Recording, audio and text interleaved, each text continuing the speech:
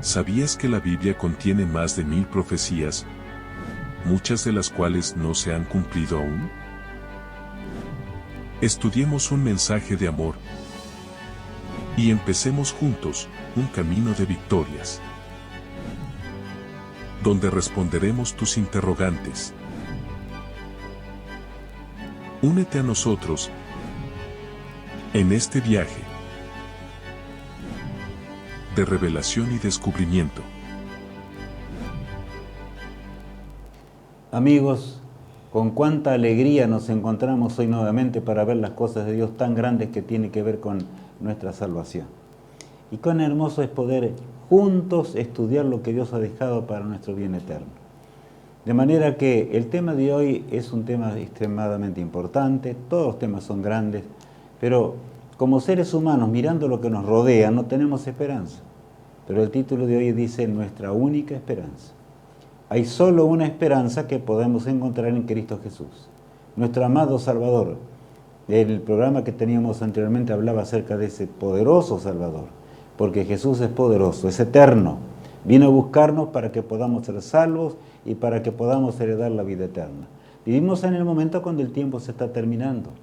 El tiempo se acaba, dice allí con claridad, y vemos el reloj profético tan característico, ¿verdad?, que indica el fin del gran conflicto entre el bien y el mal. Y puede haber a veces un error en nosotros que no nos demos cuenta de la cercanía de la venida de Jesús. Los problemas de esta vida, los sinsabores, la amargura que tenemos muchas veces, nos hace mirar más a la tierra que mirar hacia el cielo. Todo lo contrario de lo que hizo el apóstol Pablo.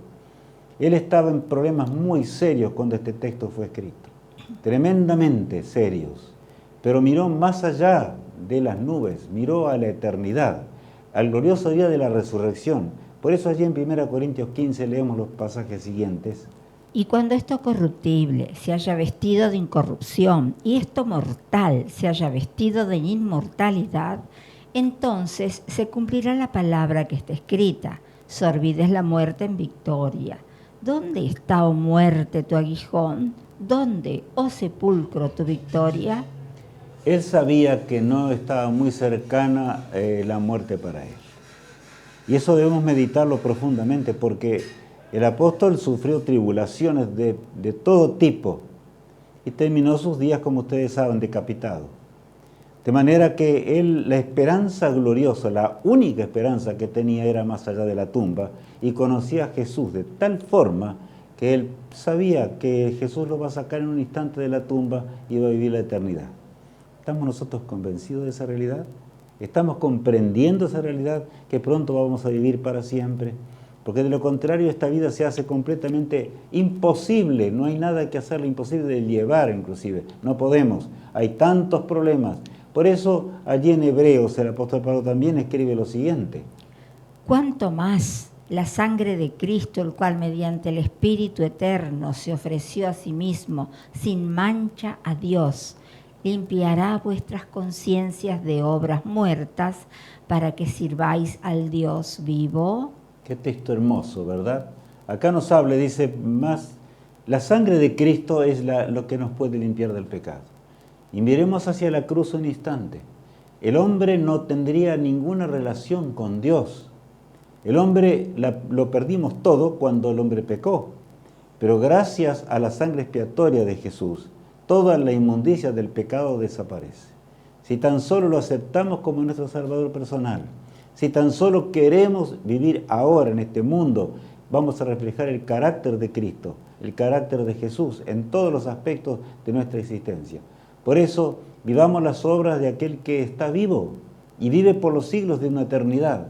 Pronto lo veremos en las nubes de los cielos viniendo con poder y gloria, como allí estábamos contemplando.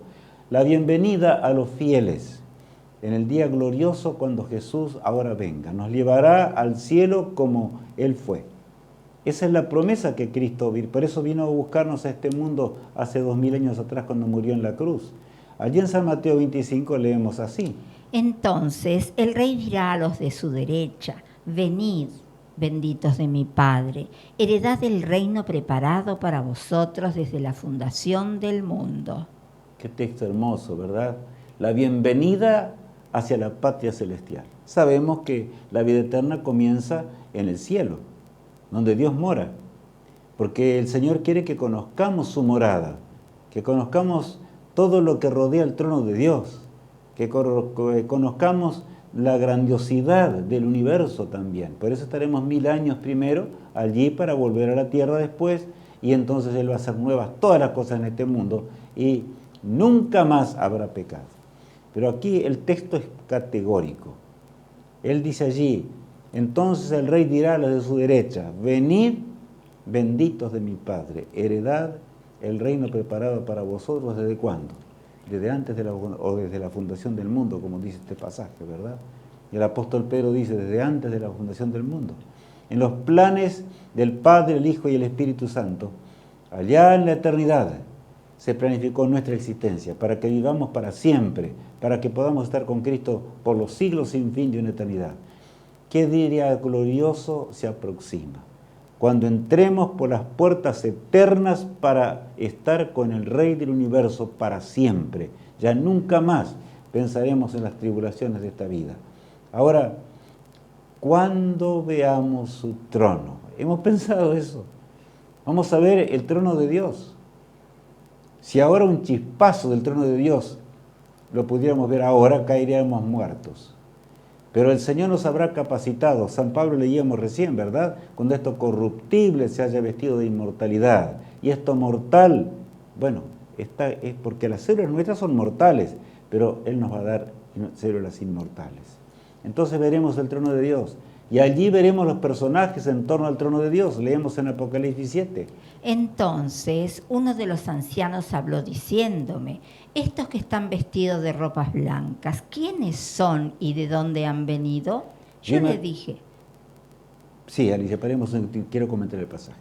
Yo le dije, Señor, tú lo sabes. Y él me dijo, estos son los que han salido de la gran tribulación y han lavado sus ropas y las han emblanquecido en la sangre del Cordero. El comentario que quería hacer era este simplemente, de que primero el anciano pregunta, que ese anciano que está allí constantemente, los ancianos que están en torno a todos los días, pero uno pregunta, ¿estos quiénes son?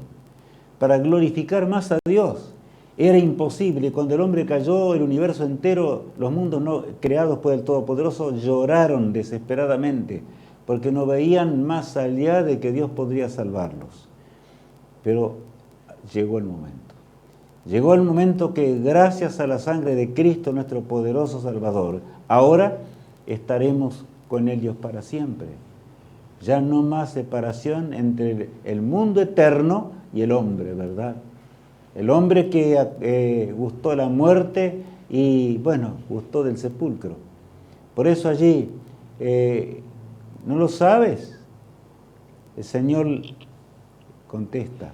Él me dijo, estos son los que han venido de la gran, ¿qué? Tribulación, una terrible tribulación, porque ese es el pecado, es un sufrimiento constante, es una lucha, un combate constante en nuestro ser, en nuestra vida, y también con los semejantes y con los que están alrededor nuestro. Todo es así, un mundo realmente de problemas, pero todo esto habrá dejado de ser para siempre gracias a la sangre del Cordero, de Cristo nuestro amado Salvador. Por eso allí el profeta Ezequiel exclama lo siguiente: porque no quiero la muerte del que muere, dice Jehová el Señor. Convertíos pues y viviréis. Me gusta esta lámina realmente, me gusta mucho, porque el texto es enorme, es hermoso, ¿verdad? Pero vemos la cruz del Calvario, vemos a Jesús con la mano colocada sobre el hombro. Eso es lo que tenemos que sentir todos los días. Nosotros, mientras transitamos esta corta vida en la tierra, y sentir la presencia de Dios en nuestra existencia. A veces hay cosas nada gratas que tenemos que tomar en la vida, pero recordemos siempre decidir para el bien, cueste lo que cueste, vayamos en pos del Maestro. Jesús no quiere la muerte del que muere, dice el pasaje. Yo quiero que vivan, y que vivan por la eternidad. Los hice por eso, sabiendo que el hombre causaría un extremo estrago en el universo, y que le costaría la vida al Hijo de Dios. Sin embargo, Cristo lo dio todo, antes que el mundo fuese. Esto es maravilloso, ¿no les parece? Admirable es el amor de nuestro Padre Celestial.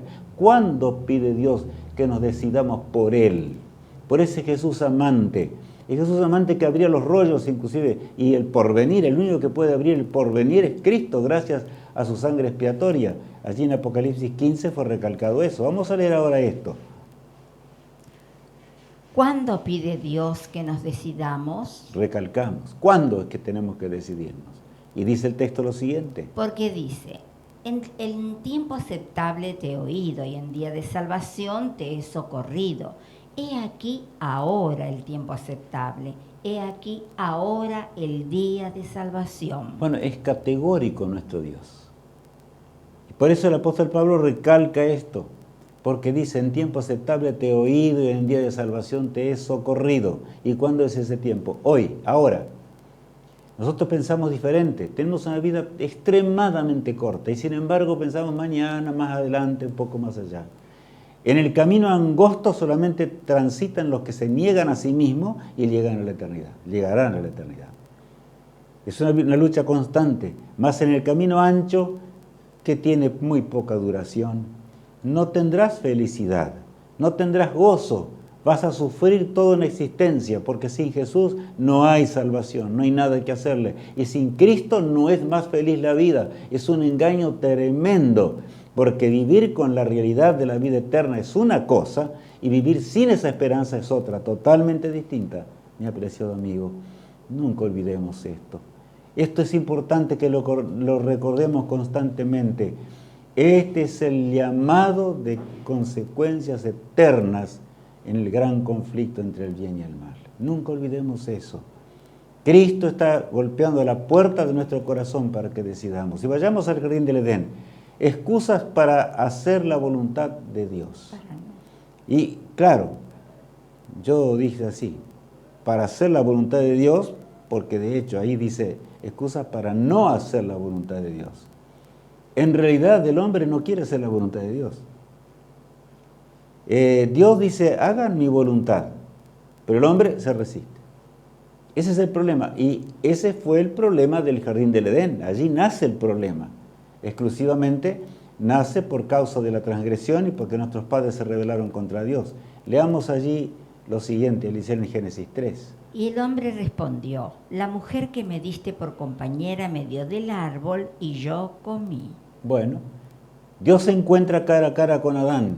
Adán, ¿dónde estás tú? Y Adán estaba escondido entre los árboles del huerto.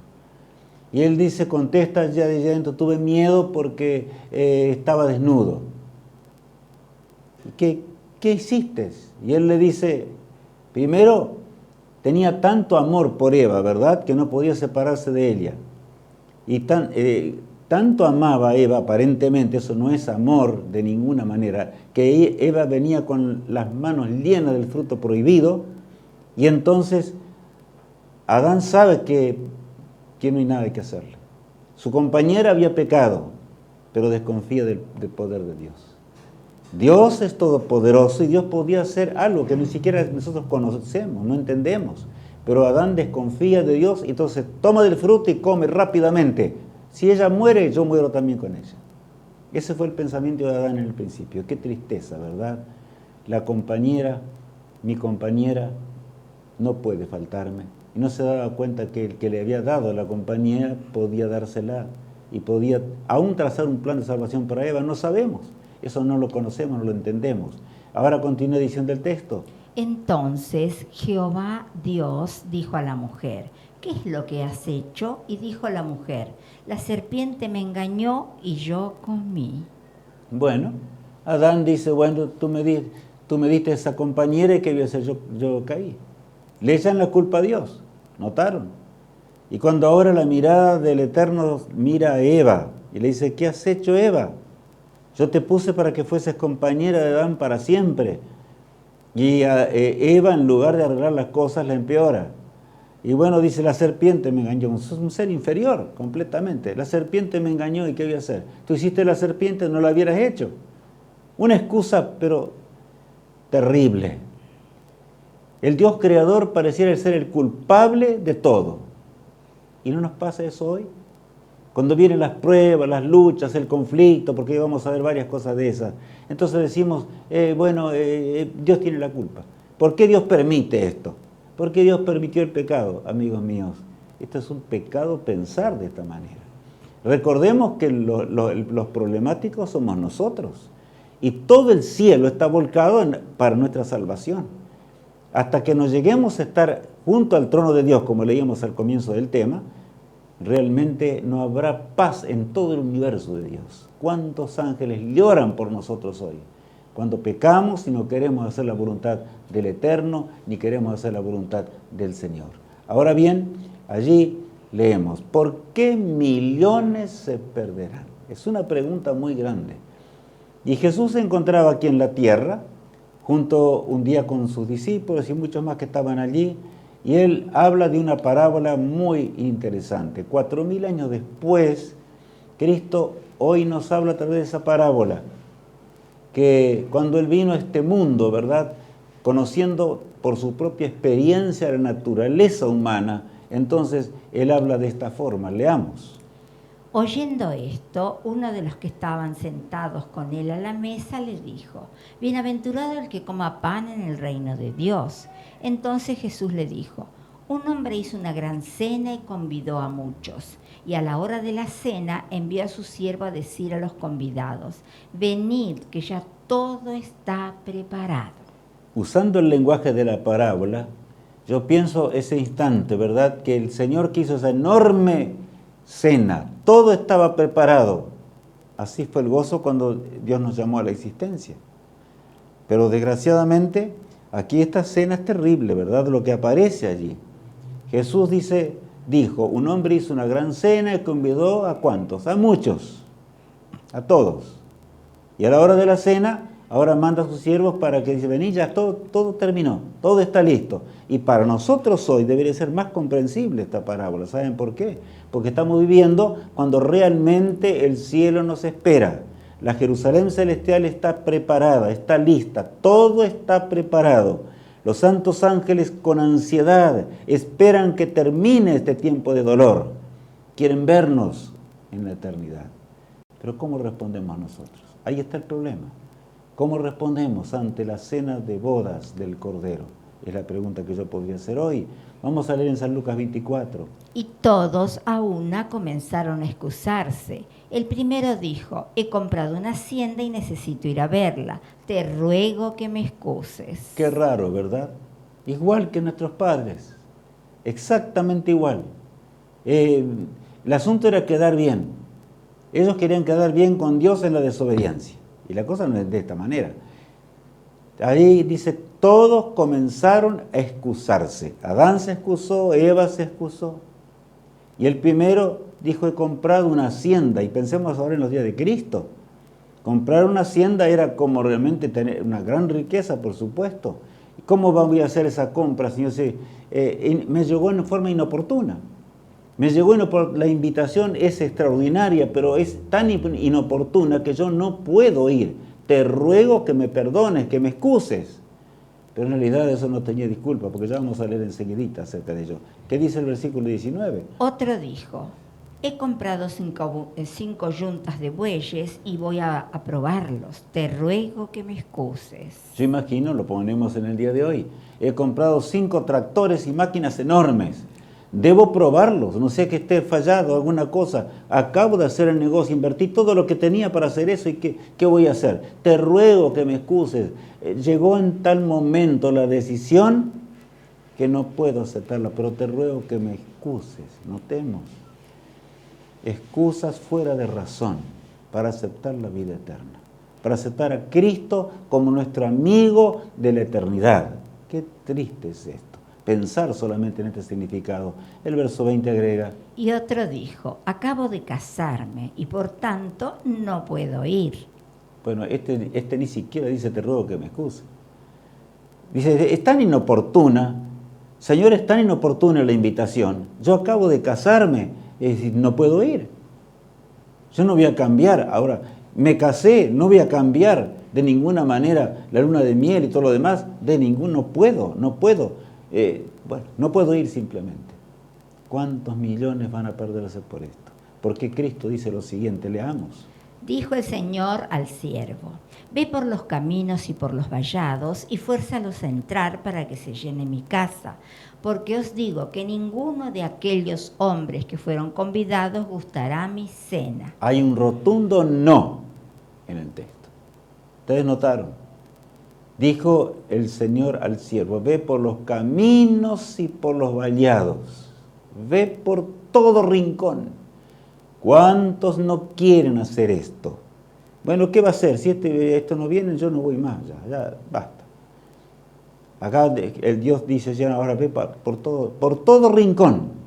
Y me gusta una parábola, una palabra que dice, fuérzalos a entrar. ¿Qué está diciendo Jesús? Haz todo lo que puedas. Gasta tus energías, la inteligencia que yo te di. Pide la unción, el ungimiento del Espíritu de Dios, para que puedas lograr de alguna forma que esa persona entre en el reino celestial. Somos enviados de esta manera, amigos míos. ¿Para quién? Para que podamos sentir la dulzura de Cristo y de estar al lado de Él, del poderoso Salvador que tenemos. Y después ahí está el rotundo no. Porque os digo que ninguno de aquellos hombres que fueron convidados gustará de mi cena. Dios no acepta las excusas. A nosotros nos pueden parecer válidas, pero no hay excusas que Dios pueda aceptarlas. No hay, no existen. Es claro lo que dice el Señor, ¿verdad? Excusas que el hombre presenta. Lo que presentamos nosotros hoy. Bueno, ¿qué dice Alicia allí?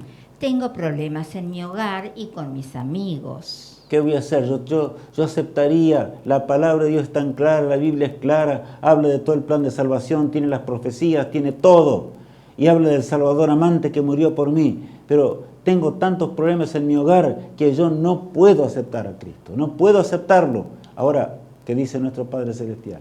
Porque he venido para poner en disensión al hombre contra su padre, a la hija contra su madre y a la nuera contra su suegra. Y los enemigos del hombre serán los de su casa. O sea, Cristo vino a este mundo, y aquí dice clarito, ¿verdad? ¿Vino para qué? Y nos parece raro esto, porque yo he venido para poner en disensión. ¿Notaron eso? ¿Cuántos piensan, no, Cristo vino para traer la paz, para que todo se resuelva? El evangelio de la prosperidad. Aceptás a Jesús y todo va a marchar bien. Y Jesús dice, no, eso no es así. Porque este mundo está en rebelión contra el cielo. Cuando tú aceptas a Cristo, instantáneamente las fuerzas del mal van a guerrear contra ti. Eso es parte de la palabra de Dios. Y tenemos que comprenderla. Por eso dice con toda claridad, yo no he venido a traer paz, y los enemigos del hombre serán el padre, el hijo, la madre. O sea, los de tu casa mismo son los que más se van a oponer. Va a haber problemas enormes, tendrás luchas que enfrentar. Pero ¿qué es eso comparado con la vida eterna? ¿Podrá Dios aceptar esa excusa? No. Qué triste será el llorar en el día del fin, cuando veamos al Rey viniendo en gloria y majestad, y sin embargo estar perdidos, porque usamos ese tipo de excusas, ¿verdad? Continúa diciendo, tengo problemas en mi trabajo, ¿qué voy a hacer? Yo conozco los mandamientos de Dios, hay uno que dice que tenemos que guardar el santo sábado, pero no puedo. En un mundo donde no hay trabajo, no pasa esto, pasa lo otro, hay tanta desgracia, hay escasez de todo, ¿qué voy a hacer? No puedo. ¿Qué dice el Señor? Por tanto os digo, no os afanéis por vuestra vida que habéis de comer o que habéis de beber, ni por vuestro cuerpo que habéis de vestir. ¿No es la vida más que el alimento y el cuerpo más que el vestido? El Señor dice, razonad un poquito. Pon tu mano en el lado izquierdo sobre tu corazón. Cada latido del corazón no es una casualidad. Es porque yo quiero que así ocurra. La vida solamente está en las manos de Dios. Si yo te doy la vida, ¿te voy a dejar faltar el alimento? Si yo te doy la vida, ¿te voy a dejar faltar el vestido? Es lo que está diciéndonos Dios. De manera que ahora tenemos que pensar, razonemos, ¿qué es? ¿Qué vale más? ¿La vida que el Señor nos da o el alimento o el vestido? Dios lo dice con toda nitidez.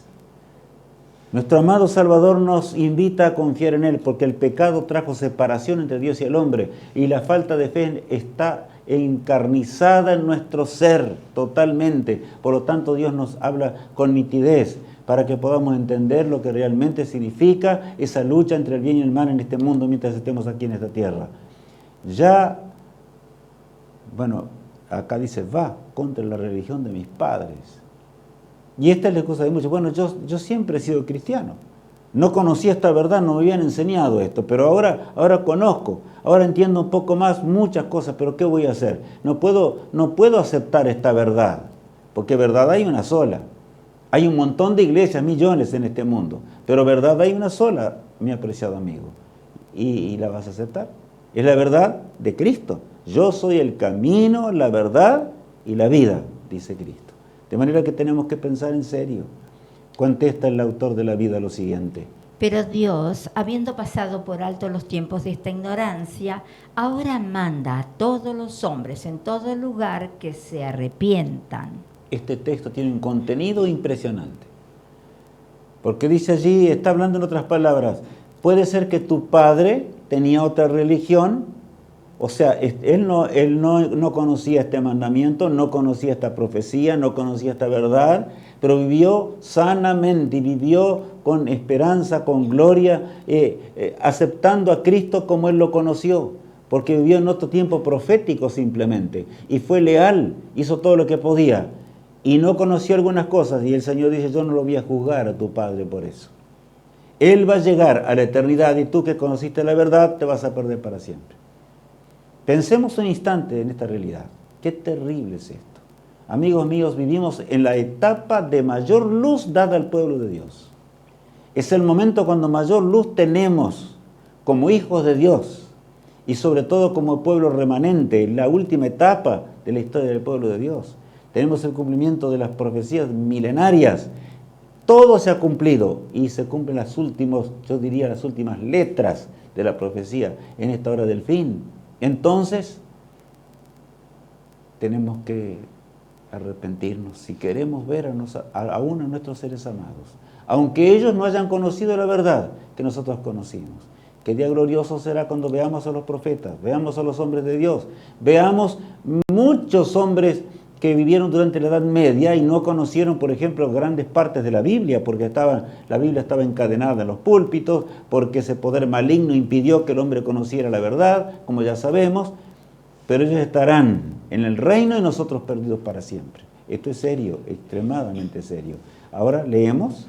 ¿Cómo una minoría tiene la verdad y la mayoría se perderá? Pero ¿en qué cabeza entra? ¿Que solo una minoría, unos poquitos tienen la verdad? Y todo el mundo cree lo contrario. Yo no puedo entender eso. ¿Cuántos millones dicen eso, verdad? Y contemplan aún al pueblo de Dios, contemplan y dicen, no puede ser. No puede ser que unos pocos, porque si Dios es amor, tendría que realmente hacer que todos acepten la verdad. Dios quiere que todos sean salvos, leíamos recién. La verdad eterna está llevada, es un conflicto entre el bien y el mal, y Dios va a jugar conforme a la orden de ese gran conflicto, por supuesto, como leíamos recién. Pero mi amigo, nunca, nunca, nunca confiemos de el tiempo y el amor insondable de nuestro amado Salvador. El Señor tiene un remanente, así lo digo, pero vamos a leer. No seguirás a los muchos para hacer mal, ni responderás en litigio inclinándote a los más para hacer agravios. Aquí está claro. Tú ves que la mayoría hace el mal, y claro, este mundo impera el mal en su mayoría, porque Satanás es el reino de Satanás esta tierra. Y Cristo vino a romper ese reino, para que tú y yo seamos salvos y podamos heredar el mundo venidero. No te inclinarás hacia los muchos, para hacer maldad, para oponerte a tu Dios, es lo que está diciendo el Señor. Ahora leemos. No temáis, manada pequeña, porque a vuestro Padre le ha placido daros el reino. ¿Qué está diciendo el Señor en ese pasaje tan hermoso? No temáis, manada grande, ¿dice eso? No. No temáis, manada pequeña, porque a vuestro Padre le ha placido daros el reino. Qué texto hermoso es este. En realidad, en este mundo somos una manada pequeña. El pueblo de Dios no es una mayoría en este mundo, pero en el gran día de la resurrección seremos una enormidad, porque el Señor va a sacar de los sepulcros desde el primer hombre que anduvo en los caminos de Dios hasta el último, qué día triunfante será para el pueblo de Dios. Pensemos en el triunfo de Cristo al dar su vida por nuestras transgresiones.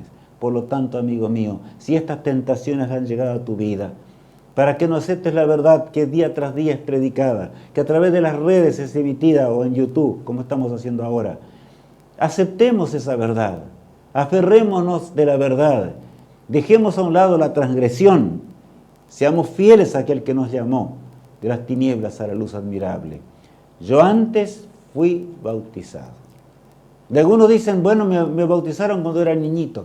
Allí alguien me invocó el nombre del Padre, del Hijo y del Espíritu Santo. ¿Y quién te contó eso? Mi padre, pues yo no tenía uso de razón todavía. El asunto es que es un invento del diablo. Es un invento diabólico para que los hombres se pierdan, simplemente. Eso no está en la Biblia. El bautismo significa la muerte de una vida vieja para surgir una vida nueva. Cristo nos dio el ejemplo allí, estando en el Jordán, ¿verdad? No fue cuando era niño, sino cuando ya iba a empezar el plan de salvación para que nosotros podamos heredar la vida eterna. Leemos lo siguiente.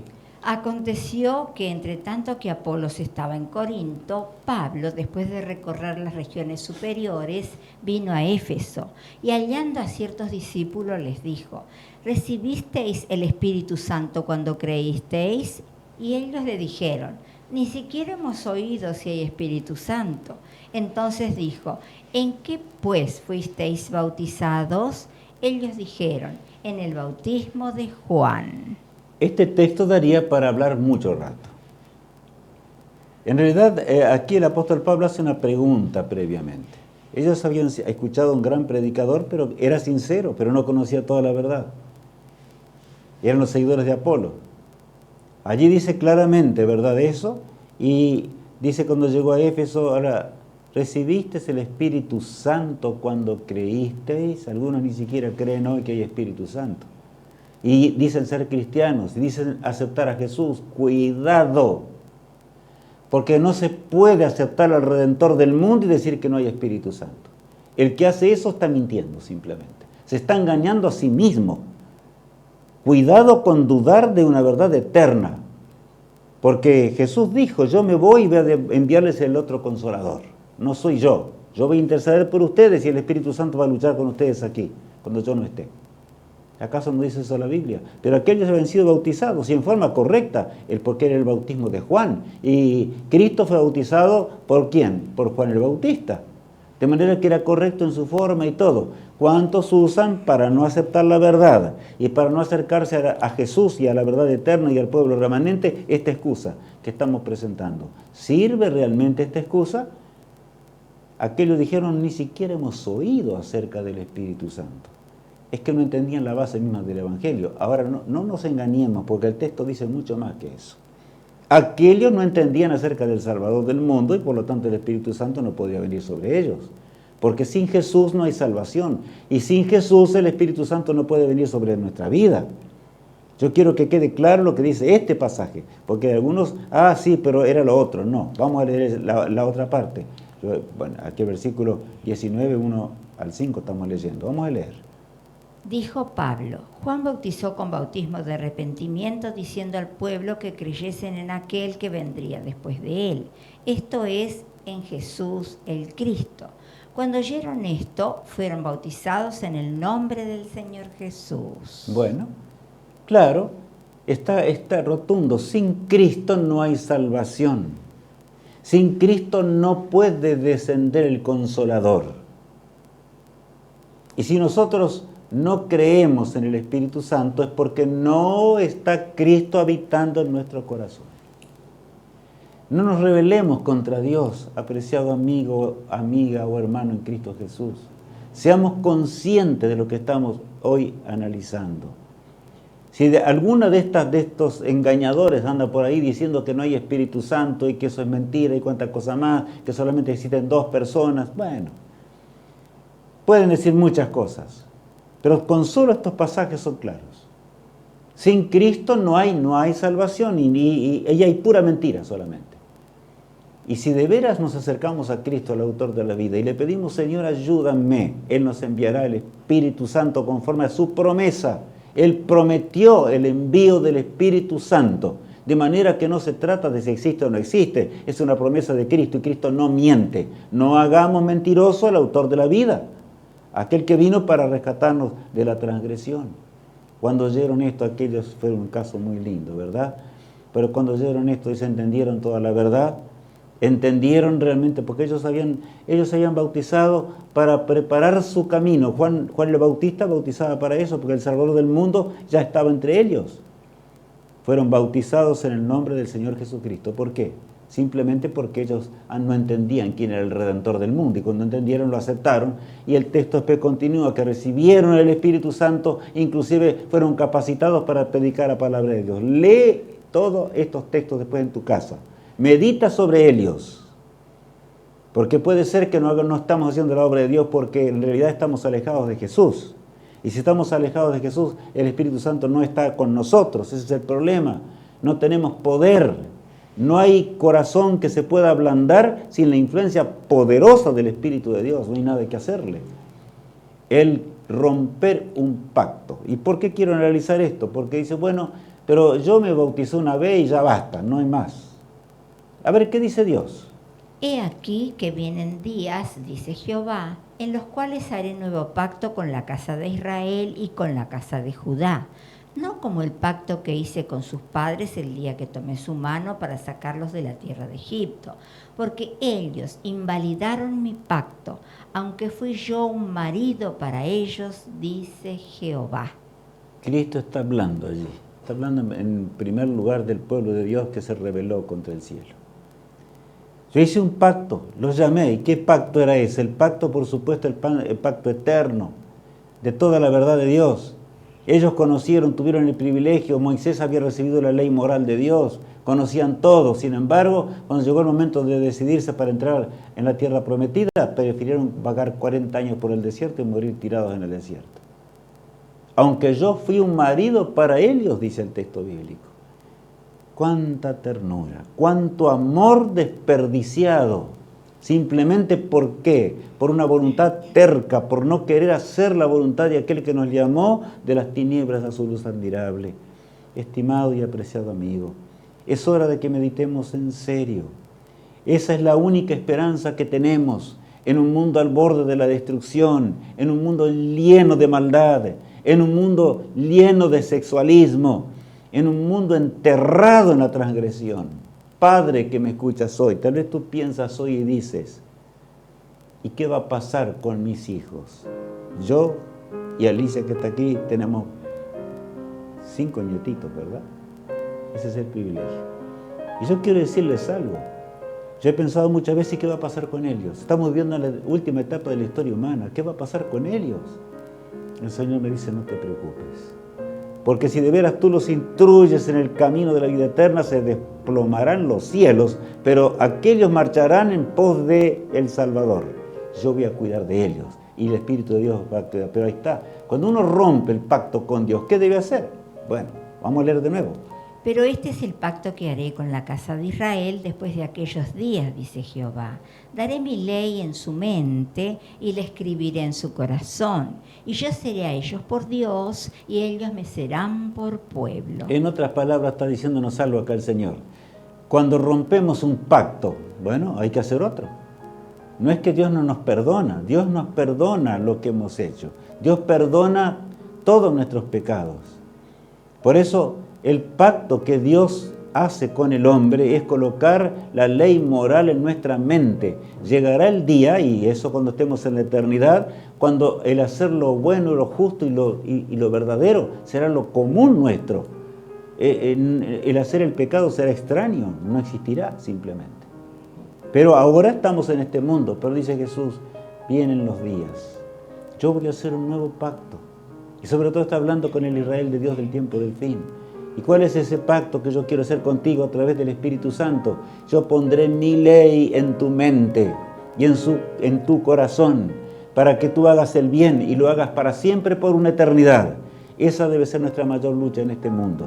Por lo tanto, mi apreciado amigo, si tú fuiste bautizado, te desanimaste después, transgrediste los mandamientos de Dios o te apartaste por X problemas y sin embargo, y te bautizaste correctamente, conocías la verdad, el Señor te llama otra vez. Hijo mío, yo hice todo por ti, no pierdas la eternidad, no pierdas el galardón, no dejes a un lado la transgresión, por favor, ven, hijo mío, porque la salvación es todo. En tiempo de Jesús, ¿habrá sido más fácil ser cristiano? El problema del pecado es pecado, amigos míos. Y en tiempos de Cristo el pecado abundaba en gran extremo y Satanás se burlaba de Jesús. ¿Qué va a hacer? Dios tiene que destruirlo al hombre porque es malvado. Y saben, aquí yo encuentro una maldad, ya vamos a entender enseguidita. ¿Qué dice allí ese título en blanco, Alicia? Él le dio la vista a un ciego de nacimiento. Él le da la vista a un ciego de nacimiento y fuera de la costumbre de los judíos, porque los judíos tenían sus reglas y cuánta cosa más, para los días de reposo, una serie de cosas. Bueno, no importa. Lo llevaron ante los sacerdotes. Bueno, era un ciego de nacimiento, no podía ver, nunca. Desde el punto de vista humano era imposible que viese. De manera que lo conocían porque estaba allí todos los días pidiendo limosna. Y sus padres sin duda que habían orado y habían clamado al Señor muchos días porque era su hijo, para que Dios de alguna forma lo ayudase, que le diese de comer, que la gente fuese generosa y le diese suficiente limosna para poder vivir. Y ahora se encuentra con el Salvador del mundo. Y cuando te encontrás con el Salvador del mundo, ya se termina la limosna, amigos míos. Ese hombre ciego de nacimiento se encuentra con el autor de la vida. Pero acá dice que lo llevaron ante los sacerdotes y ahora los padres estaban allí también para rendir cuentas delante de los sacerdotes. Vamos a leer los textos. Y les preguntaron diciendo, ¿es este vuestro hijo el que vosotros decís que nació ciego? ¿Cómo pues ve ahora? A ver, primer pregunta, ¿es este vuestro hijo? Sí, claro, y contestaron, es nuestro hijo. Y nació ciego, sí, claro que nació ciego. Y ahora viene la pregunta, ¿y cómo ve ahora? ¿Qué dice el texto siguiente? Sus padres respondieron y les dijeron, sabemos que este es nuestro hijo y que nació ciego. Eso te podemos asegurar, eso les podemos asegurar. Y eran nada menos que los sacerdotes, los líderes de Israel. De eso dieron absoluta confianza. Nació ciego, es nuestro hijo. Pero ahora viene el problema. Y leamos. Pero cómo ve ahora, no lo sabemos. O quién le haya abierto los ojos, nosotros tampoco lo sabemos. Edad tiene, preguntadle a él. Él hablará por sí mismo. Bueno, no es fácil. Escúchenme. Allí estaban, ya vamos a ver por qué respondieron de esa manera. Sabemos que es nuestro hijo, sabemos que nació ciego, pero ¿cómo ve ahora? No sé. Habían orado toda la existencia hasta ese momento para que de alguna forma fuese sanado de aquello que era imposible por el ser humano. Creían, en el fondo ellos decían que creían en Jesús. Por el contexto lo notamos con toda nitidez. Sin embargo, ahí vino el problema. Negaron al autor de la vida. ¿Cuántas veces nos pasa esto, verdad? Y aún a su propio hijo. Vamos a leer. Esto dijeron sus padres, porque tenían miedo de los judíos, por cuanto los judíos ya habían acordado que si alguno confesase que Jesús era el Mesías, fuera expulsado de la sinagoga. ¿Y qué significaba ser expulsado de la sinagoga? Nada menos que ser llevado a los suburbios para morir de hambre, de cualquier cosa. Despreciable al máximo. Por lo tanto, frente al castigo, frente al momento de prueba, los padres se olvidaron del hijo. Lo mismo que pasó con Adán, se olvidó de su propia compañera. Se olvidaron de Dios, negaron a su propio hijo. Es imposible, preguntarle, él tiene ya edad, él sabe responder. Lo que él diga, porque nosotros no sabemos nada acerca de eso. ¿Tenían miedo de quién? ¿De los judíos? Amigo mío, así no se puede servir a Jesús. No podemos conocer a aquel que derramó su sangre purpurina en la cruz del Calvario.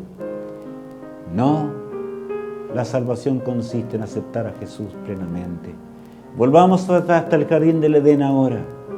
Veamos a Eva en esta imagen que estamos observando. Cuando Eva se preguntaba frente al fruto prohibido, ¿mi voluntad? Ese era el pensamiento central, o la voluntad de Dios. ¿Qué iba a predominar? ¿Qué iba a ganar en ese momento? El razonamiento de aquella mujer, por supuesto muy inteligente, razonaba, pero veía que la serpiente comía del fruto, no le pasaba nada. Estaba luchando contra el diablo y no tendría que haber hecho eso, porque contra Satanás no se lucha de esa forma, de ninguna manera. Tendría que haberse alejado simplemente. Tenemos que alejarnos del pecado. ¿Mi voluntad o la voluntad de Dios? Ahora bien, Cristo, el segundo Adán, llega a este mundo.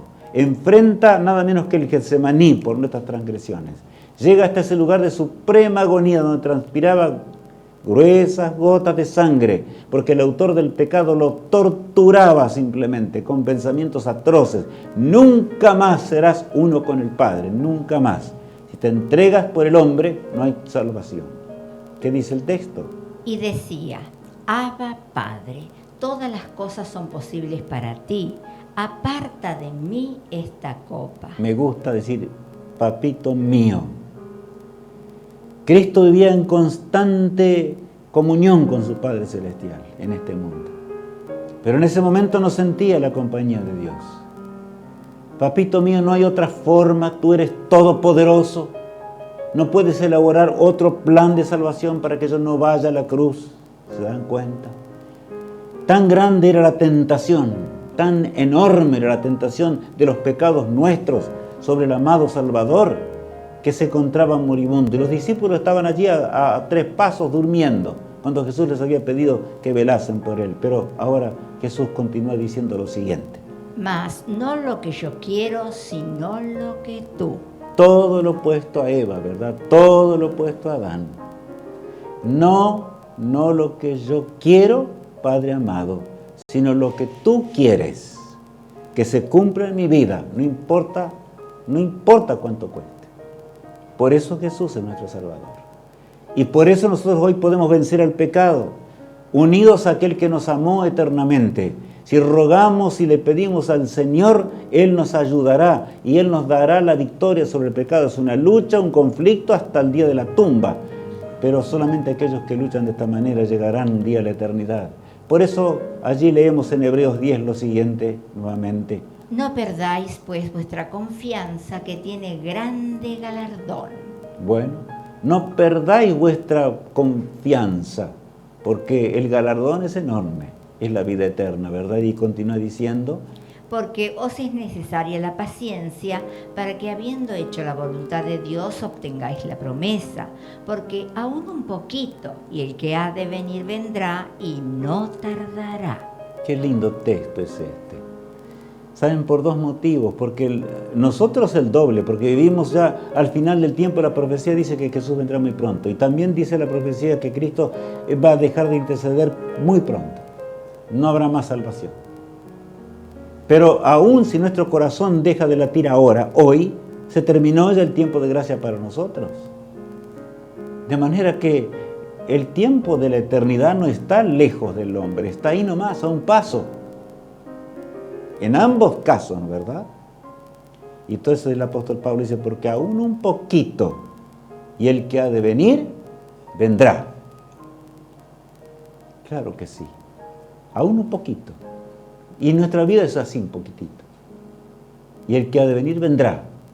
Y vas a ver los portales eternos, y vas a entrar por los portales eternos, hijo mío. Por lo tanto, ten confianza en mí plenamente, para que puedas llegar a la eternidad y ser salvo. El versículo 38 agrega algo muy grande y dice así. Mas el justo vivirá por fe, y si retrocediere, no agradará a mi alma. Claro, mas el justo vivirá ¿por qué? Por fe. Ese es el gran problema del pecado. El hombre perdió la fe. Y en realidad Satanás mismo hizo lo mismo en el cielo, porque envidiaba a Dios, pero después porque entraba el mal cada vez más en él, dudaba de todo, no confió ciegamente en Dios.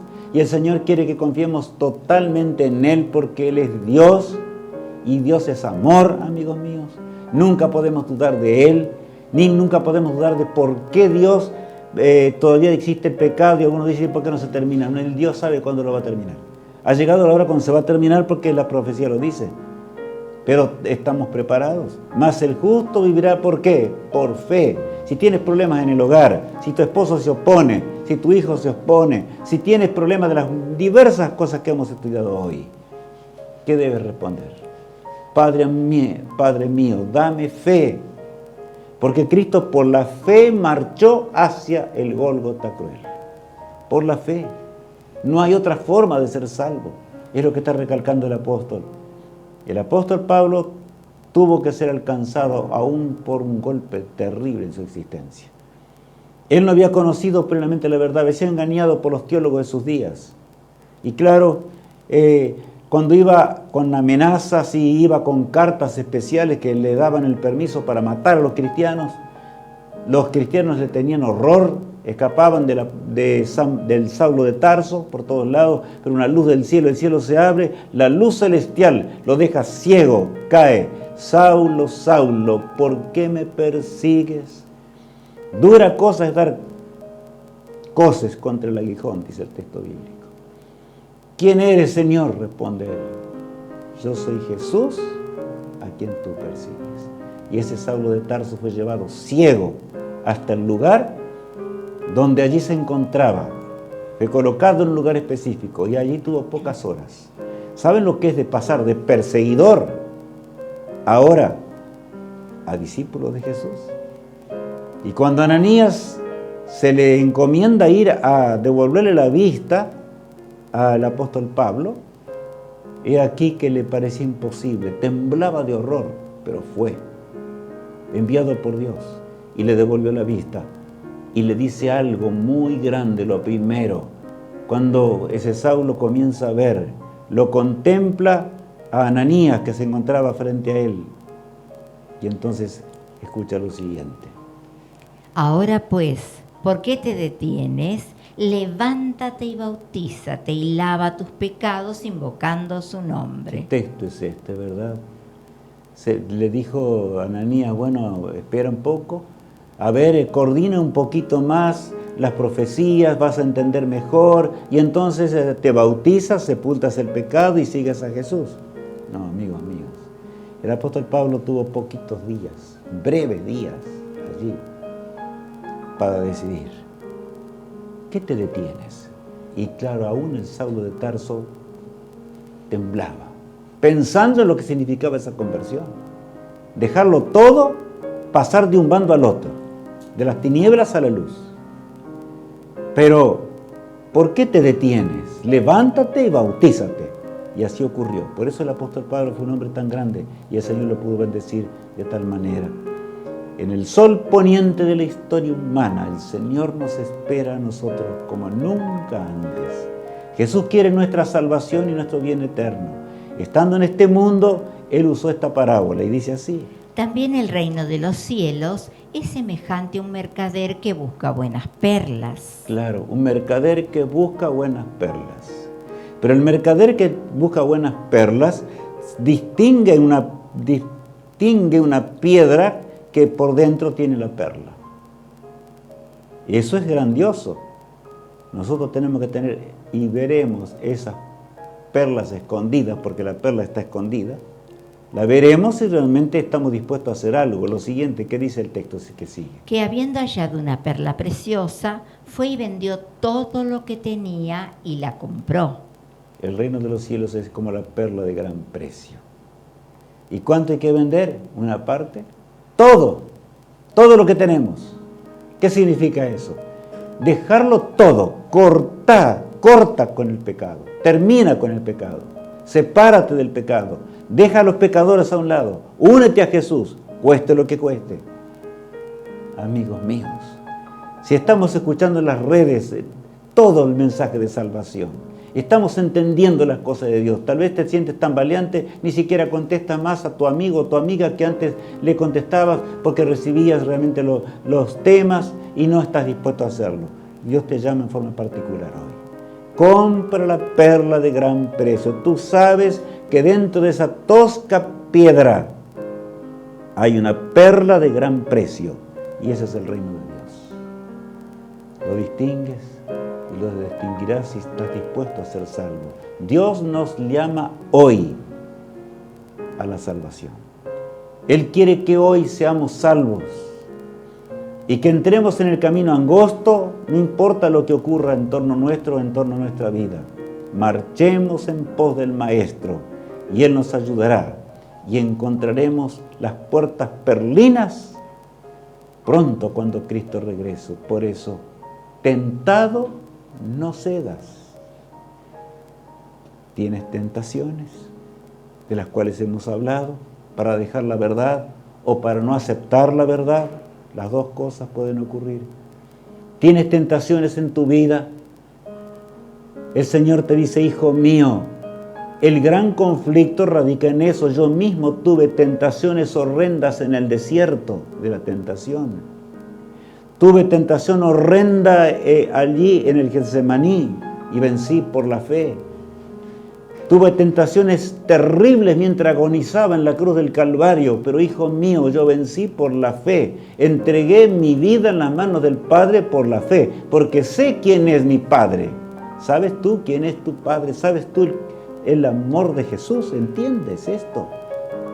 Porque el que no entiende esto no va a ser salvo. Escuchemos este hermoso himno en donde nos hace meditar seriamente.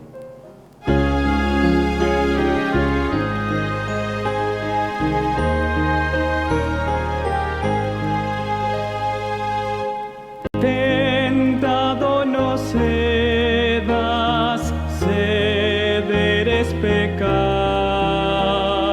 más fácil sería luchando triunfar,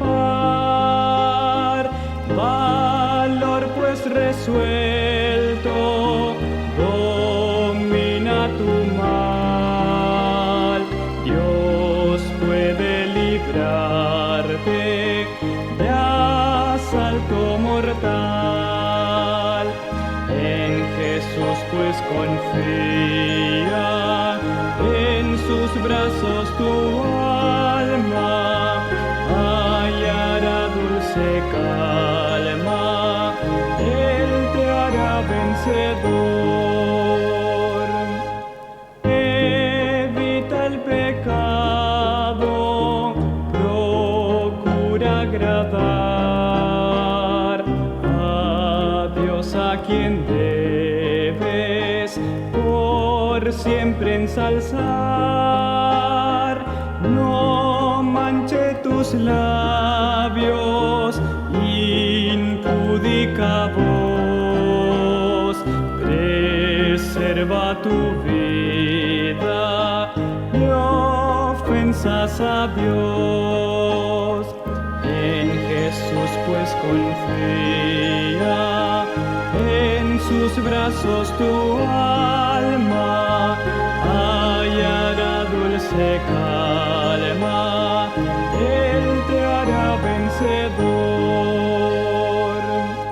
Amante benigno y enérgico sé, en Cristo tu amigo, con toda tu fe, rinde a Dios tu vida, ríndele tu ser, corona te espera y vas a vencer.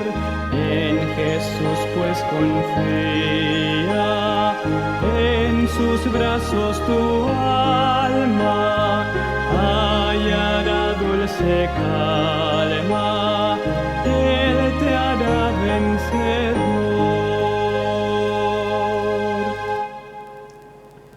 Solo con Cristo podemos triunfar. Solo con Él, mientras escuchamos música, una música que nos ayuda a entender nuestros pecados y nuestros conflictos. Tal vez nosotros no entendemos las cosas como tenemos que entenderlas. La lucha entre el bien y el mal. Hay mandamientos grandes de Dios, enormes, que tienen que ver con el plan de salvación. Pero ¿estamos dispuestos a aceptar el plan de Dios? Estamos decididos a caminar en pos del Maestro. Estamos decididos a cerrar la puerta del negocio porque el día sábado es el día del Señor y Él quiere que nos olvidemos de nuestras transgresiones y de nuestros trabajos y de todas las cosas y los dediquemos a escudriñar la palabra de Dios solamente. No tengas temor porque te irá mal, eso no es así. Por eso este tema que tenemos hoy es claro. Por eso, mi apreciado amigo, amado amigo, que estás allí al frente del televisor o tal vez del celular, yo te digo en el nombre del Señor, no dudes jamás. Acepta hoy la salvación. Si tienes dudas, acude a que alguien te explique un poquito más, tal vez alguna cosa de las Escrituras. Sé salvo, no te pierdas, porque en esta hora la luz brilla con todo el poder. También el pecado es horrendo, por supuesto. Y lucha Satanás con toda su fuerza para que tú no aceptes la verdad. Porque el mayor sermón predicado es nuestra integridad, nuestra forma de ser, nuestra forma de vivir y la obediencia a Dios. No importa cómo te llames, yo no quiero nombrar ningún nombre hoy, es profeso. Tengo muchos amigos y amigos a quienes amo mucho, pero quiero decirles, no cambiemos la eternidad. Algunos queremos cambiar el mundo, pero no queremos cambiarnos a nosotros mismos. Ese es el problema. Cambiemos nuestra vida. Decidamos hoy, llamemos a nuestra esposa, llamemos a nuestros hijos, tratemos de que se conviertan de todo corazón. Y luego aferrémonos al Todopoderoso. Viviremos para siempre. Pronto será el encuentro con el Maestro de todas las edades, que nos decidió crearnos a pesar de que sabía que Él tendría que morir en los tiempos eternos en el concilio celestial. Que Dios te bendiga, te guarde, te sostenga. Y tengo 3 palabras para orar al Todopoderoso.